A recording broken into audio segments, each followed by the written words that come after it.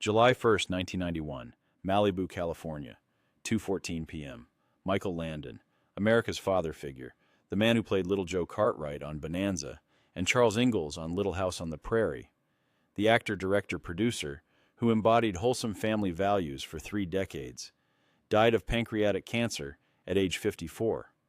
But 2 weeks before his death, he recorded a video message for his 9 children, a raw and unguarded confession that remained private until his daughter Leslie released portions in her 2021 memoir, I Promised My Dad. In that video, Michael revealed a devastating truth. The wholesome image, the perfect father roles, the family values empire he built, it was all performance. Behind the cameras, he was a serial adulterer who destroyed multiple families, a controlling producer who abused his power, and a man who, in his own words, sold a lie so convincingly that I started believing it myself, until the lie consumed everything real in my life. This is not the story of America's dad. This is the story of Eugene Orowitz, the insecure kid from New Jersey who created Michael Landon as an escape, then became trapped inside that creation, unable to reconcile the man he was with, the man millions believed him to be. This is the confession of a man who spent his final days trying to separate truth from performance, legacy from lies, and the damage he caused from the love he genuinely felt. To understand Michael Landon's deathbed confession, you must first understand the boy who needed to create him.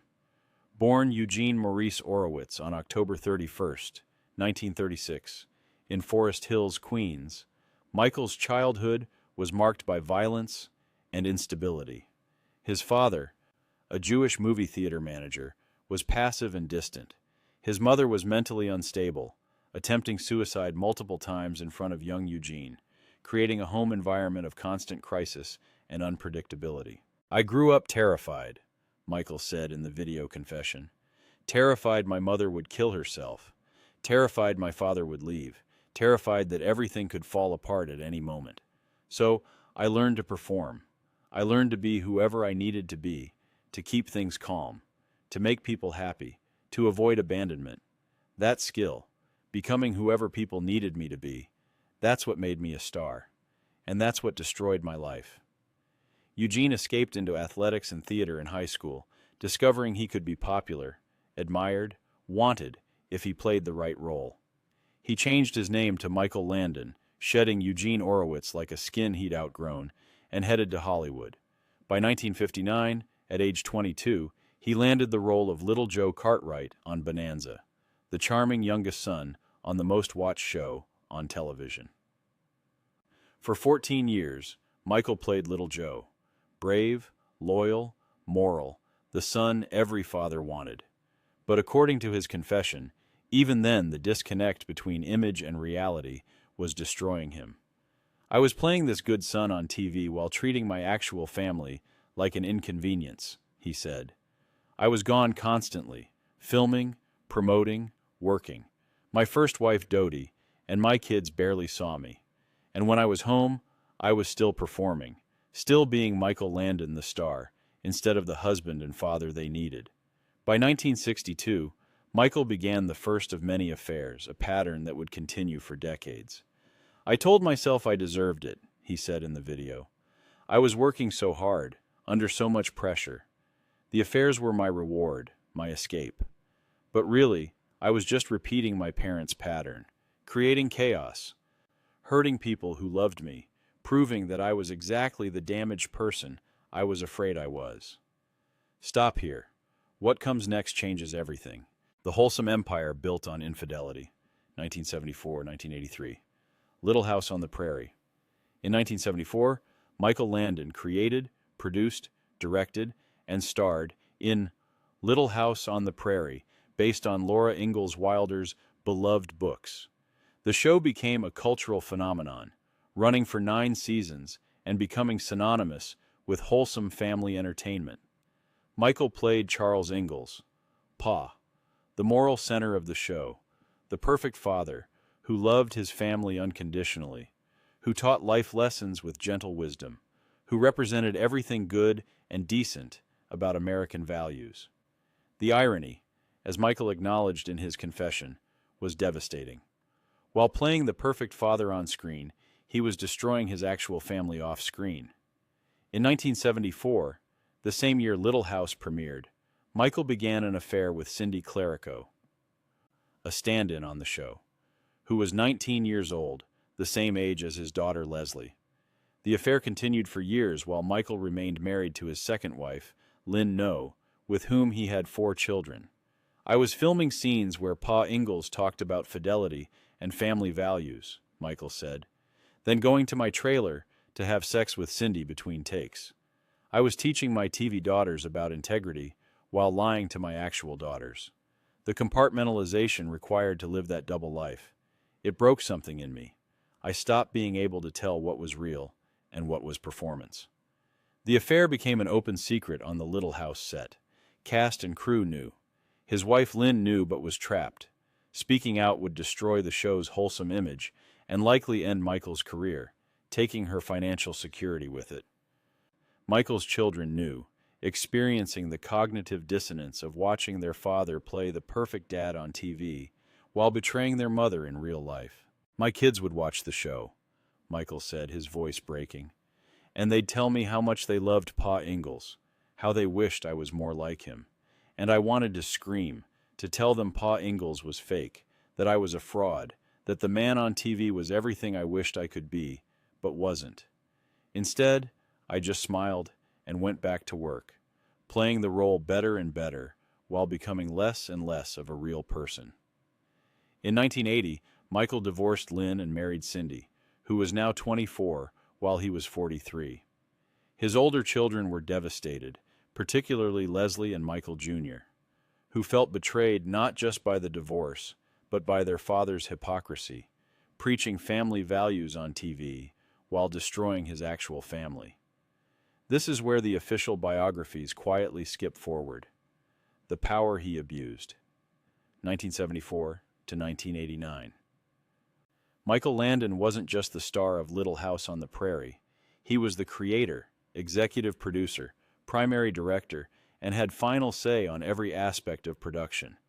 That level of control, while artistically rewarding, also created an environment where Michael's personal dysfunction could flourish unchecked. According to accounts from cast members published after Michael's death, and confirmed in part by his own video confession, Michael used his position to create an atmosphere where his behavior went unchallenged. He hired young, attractive women for the show, including the woman who became his third wife.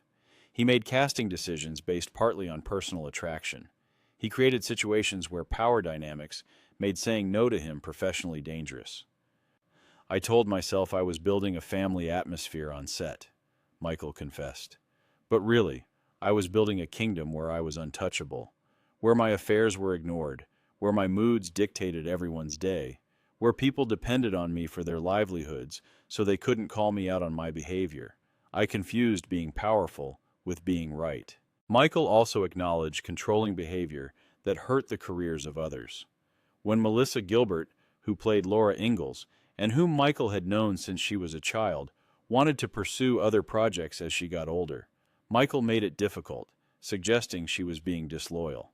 When cast members questioned creative decisions, Michael could freeze them out, reducing their screen time or making the set atmosphere uncomfortable. I genuinely loved those people, Michael said. I loved Melissa like a daughter, but I also needed to control them, needed them dependent on me, needed to be the center they all orbited around. That's not love. That's narcissism. And I damaged people I cared about because my need for control was stronger than my love for them. But the most shocking moment was still ahead. The cancer and the reckoning. April-July 1991. In April 1991, Michael Landon was diagnosed with pancreatic cancer. Doctors gave him months to live. The diagnosis forced Michael to confront mortality and legacy in ways he'd avoided his entire adult life. For the first time, he couldn't perform his way out of the reality he faced. 2 weeks before his death, Michael gathered his 9 children from his 3 marriages, plus adopted children, and recorded a video message. Parts of it were typical deathbed sentiments. expressions of love, requests for forgiveness, hopes for their futures. But the bulk of the video, according to Leslie Landon's account, was an unflinching confession of his failures and the damage he'd caused. "I need you to know the truth," Michael said on the video. "Not the sanitized version people will tell after I'm gone, where I'm remembered as America's dad and everything uncomfortable is forgotten. I need you to know that I was not the man on TV. I was worse. I was a serial cheater who destroyed 2 families before building a third. I was a narcissist who used my power to get what I wanted regardless of who it hurt. I was a hypocrite who sold wholesome family values while living the opposite of those values." He spoke specifically about the affairs, naming them, apologizing to the wives and children he'd hurt. He acknowledged that his work, the empire he built, the shows that made him rich and famous, had come at the expense of being present for his actual family. He admitted that his need for control had damaged people he claimed to love. "The worst part," Michael said, "is that I knew I was doing it. This isn't some shocked realization at the end. I knew throughout all of it that I was hurting people, but I did it anyway because my need for validation, for escape, for control, was stronger than my integrity. I chose to be this person, and now you have to live with the consequences." The video also contained a broader confession about the entertainment industry and the performance of morality. Michael spoke about how Hollywood rewards hypocrisy, how actors who play moral characters get away with immoral behavior because the public doesn't want to reconcile the image with the reality, how he'd built an empire selling wholesome values he didn't actually live, and the industry had protected him because that empire was profitable. "Little House on the Prairie made NBC hundreds of millions of dollars," Michael said. "As long as the money kept flowing, nobody cared what I did in my personal life. They cared about protecting the brand, the image, the revenue stream. I could have been the worst person in the world, and some days I felt like I was. But as long as Pa Ingalls kept teaching moral lessons to families across America, the network and the advertisers were happy. The system rewards performance over authenticity, and I mastered that system." And this is the part the studios never wanted revealed: the legacy of lies. Michael Landon died on July 1, 1991, 2 weeks after recording his confession. The public mourning was enormous. America had lost its father figure. Tributes focused on his work, his characters, his contribution to family entertainment. The obituaries mentioned his 3 marriages and 9 children, but generally avoided any discussion of infidelity or problematic behavior. The video confession remained private, known only to his children and third wife Cindy.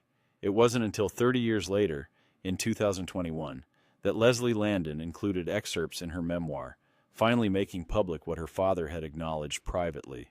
The response was mixed. Some people defended Michael, arguing that everyone makes mistakes and that his professional legacy shouldn't be diminished by personal failings. Others felt betrayed, particularly those who had grown up watching Little House and seeing Michael as a role model. What Michael's confession reveals is the vast distance between image and reality in Hollywood, and how that distance can destroy both the performer and the people around them.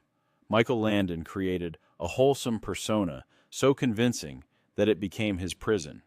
He couldn't live up to it, couldn't escape it, and ultimately couldn't reconcile the gap between who he was and who millions believed him to be. "I trapped myself," Michael said near the end of his video. "I created Michael Landon, the good father, the moral man, because Eugene Orowitz wasn't good enough, wasn't lovable enough. But then Michael Landon became so successful, so beloved, that I couldn't let him go even when he was killing me. I couldn't be authentic because authentic Eugene was damaged and scared. So I kept performing, kept living the lie, until the lie was all that was left." The story of Michael Landon is about the cost of performance, the damage caused by living a lie, and what happens when the image we present to the world becomes so divorced from our reality that we lose ourselves in the gap.